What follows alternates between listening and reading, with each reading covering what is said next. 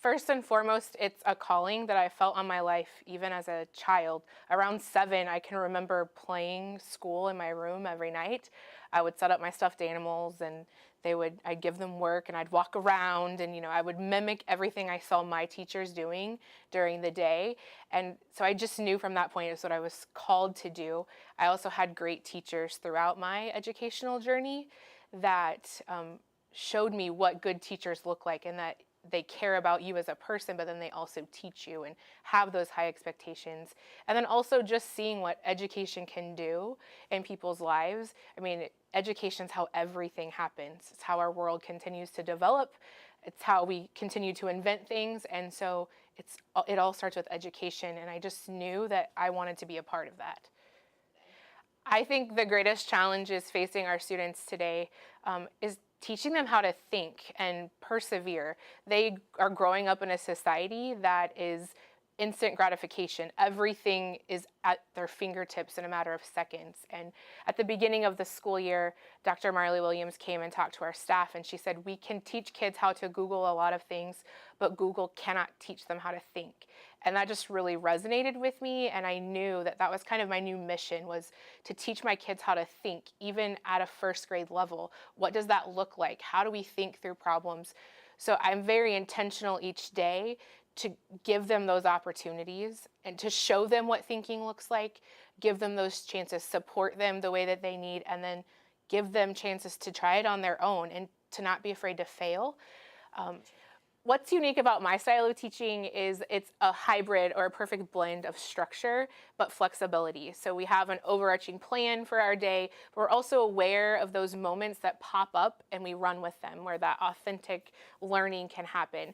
So right before spring break, this happened, and we were finishing our writing time, getting ready for recess, and I received an alert that NASA was going to be launching a rocket that day. So I quickly pulled it up on my computer, put it up on the projector, and they were just amazed. We started watching. We were able to have conversations about gravity and rockets and astronauts. And it ran into our recess time, and they didn't want to stop. They're like, can we please just keep doing this? So just taking those moments and running with them. Also, teaching in a building where a lot of our students come from poverty, I'm a teacher who tries to bring learning to my kids. So whenever I visit places that they may never go, I bring things back from there. Over spring break, I went to New York City and to Washington, D.C., and I actually took a picture of my class with me on my trip. And so everywhere I went, the White House or the Empire State Building, I took their picture. So when we came back from spring break, I said, did you know that you traveled a lot over spring break? You went on an airplane, you went to the White House.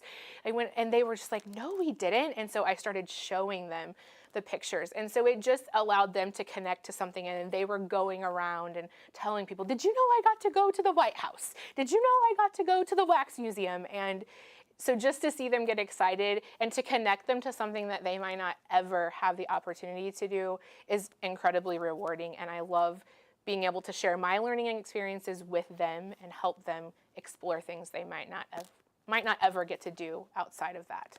This year in particular, I have a very funny class. So we were learning about the Wright brothers in our reading curriculum.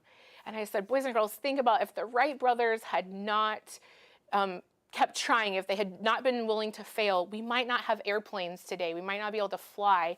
And one little boy, without even hesitating, said, yeah, Miss Schubert, and then they wouldn't have been the Wright brothers, they would have been the wrong brothers. And I lost it. Like, I was just laughing. The kids all started laughing, and it was just a great moment. And it was so funny to see how their minds interpret those things. So it was hilarious. It was very funny.